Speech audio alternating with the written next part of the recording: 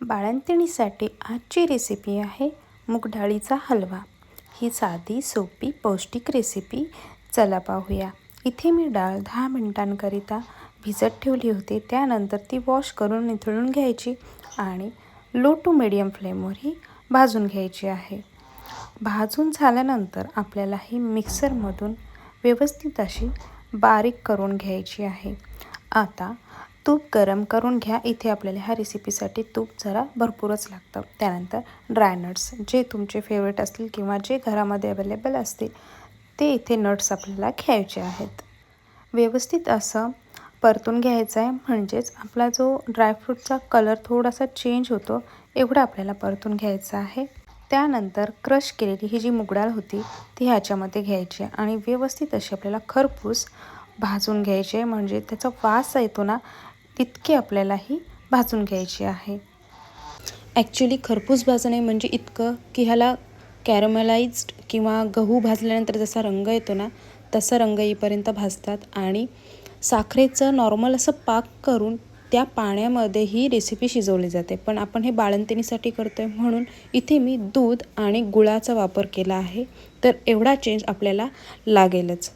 अशा भरपूर साऱ्या रेसिपीज तुम्हाला पाहायच्या असतील फक्त बाळंतिणीसाठी, तर मी प्रत्येक आठवड्याला एक व्हिडिओ टाकतच आहे। तर चॅनल यूट्यूबवर फॉलो, शेअर, सबस्क्राईब करायला विसरू नका। अशा भरपूर साऱ्या रेसिपीज मी येत्या प्रत्येक आठवड्याला एक टाकणारच आहे। तर तुमच्या फ्रेंड्स अँड फॅमिलीमध्ये सुद्धा ह्या व्हिडिओ शेअर करायला विसरू नका। आणि अशा तुम्हाला भरपूर साऱ्या रेसिपीज पाहायच्या असतील लिस्ट वाईज, म्हणजे नॉनव्हेजसाठी, व्हेजसाठी, उपवासासाठी, बाळंतिणीसाठी, तर अशा मी भरपूर साऱ्या प्लेलिस्टसुद्धा केलेल्या आहेत। आणि जसं लागेल तसं आपल्याला दूध कमी जास्त करायचं आहे। आता इथे तुम्हाला जर हलवा दाणेदार हवा असेल तर तुम्ही मूग डाळ जेव्हा आपण खरपूस भाजून घेतो तेव्हा थोडासा 3-4 चम्मच आपण रव्याचे टाकायचे, म्हणजे हा हलवा आहे तो शिजता शिजता खूप दाणेदार होतो, सॉफ्ट होऊन जातो। आता इथे मी थोडीशी केसर टाकून परत एकदा हे शिजवून घेणार आहे।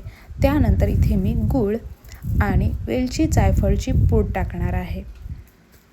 सर्व व्यवस्थित असं एकजीव होईपर्यंत छान असं शिजवून घ्या। अगदी ह्यातमध्ये जो तूप टाकला होता ना तो सुटेपर्यंत आपल्याला शिजवायचा आहे।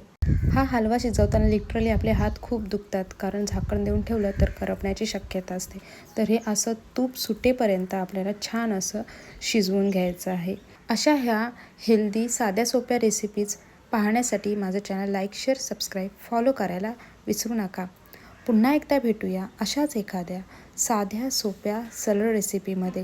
तसेच जर तुम्हाला अजून काही व्हिडिओज पाहायचे असतील तर मी इथे चॅनल प्लेलिस्टसुद्धा केली आहे, तुम्ही तीसुद्धा व्हिजिट करू शकता। धन्यवाद।